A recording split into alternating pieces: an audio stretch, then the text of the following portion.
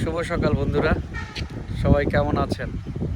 ফেসবুকে যখন নতুন ভিডিও করা শুরু করেছিলাম বা টুকটাক কথা বলা শুরু করেছিলাম, ভেবেছিলাম যে ব্যাংক নিয়ে কথা বলবো। সেটা রেগুলারভাবে করা হয়নি। ব্যাংকের ঘটনাগুলো আসলে অনেক টক্সিক।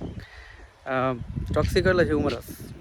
মানে ঘটনাগুলোই আপনি দেখবেন যে ব্যাংকরা যখন একসাথে হয় অট্ট হাসি দেয়, কারণ এগুলো নিয়ে গল্প করে বেশ মজা হয়। আজকে একটা টক্সিক বাট হিউমারাস ঘটনা নিয়ে কথা বলবো।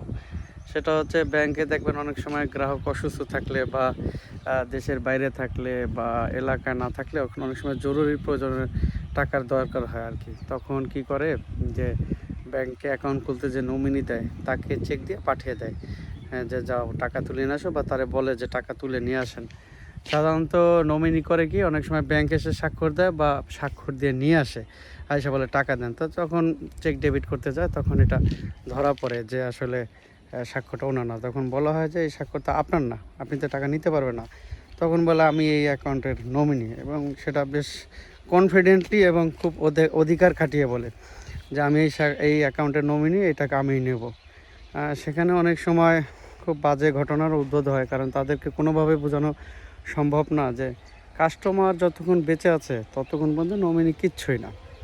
মানে আপনি ব্যাংকের নমিনি খুবই গুরুত্বপূর্ণ ব্যাপার, বাট সেটা হচ্ছে কাস্টমার যতক্ষণ বেঁচে আছে সেখানে নমিনি কিছুই না। কাস্টমার যদি মারা যায় সেক্ষেত্রে নমিনি সব।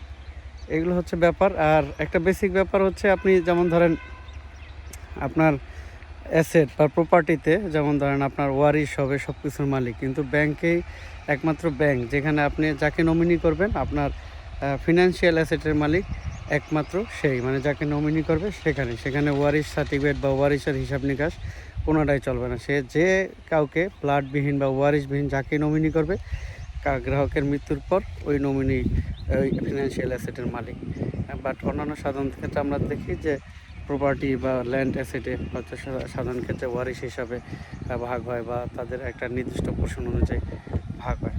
সো এই নমিনির ব্যাপারগুলো নিয়ে অনেক সময় ভুল বুঝে হয়, ব্যাংকের ভিতরে গণ্ডগোল হয়, হট্টগোল হয়।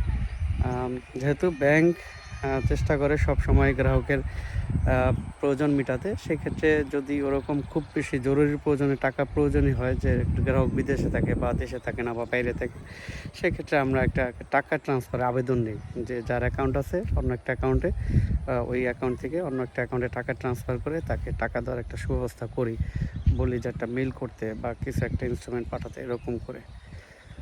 সো এটা হচ্ছে নমিনির ব্যাপার। ভালো থাকবেন সবাই। আল্লাহ হাফেজ।